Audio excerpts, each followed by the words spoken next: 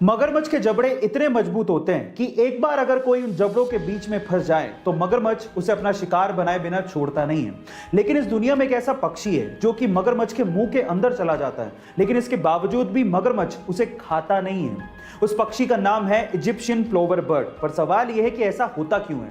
देखिए, ऐसा इसलिए होता है कि मगरमच्छ के दांतों में फंसे हुए खाने को वो इजिप्शियन प्लोवर बर्ड अंदर जाके चुग चुग के खाता है, जिससे मगरमच्छ के दांत साफ हो जाते हैं। अब इससे मगरमच्छ को भी फायदा है और उस बर्ड को भी फायदा है, और इसी वजह से मगरमच्छ उसको हार्म नहीं करता। गाइस, ये अमेजिंग इंफॉर्मेटिव वीडियो आपको कैसे लगी चैट सेक्शन में जरूर लिखिएगा, और ऐसे अमेजिंग वीडियोस के लिए यूट्यूब पे हमारे चैनल को सब्सक्राइब कर लीजिएगा, वीडियो को शेयर करिएगा और लाइक करना मत भूलिएगा। मिलते हैं अगली वीडियो में।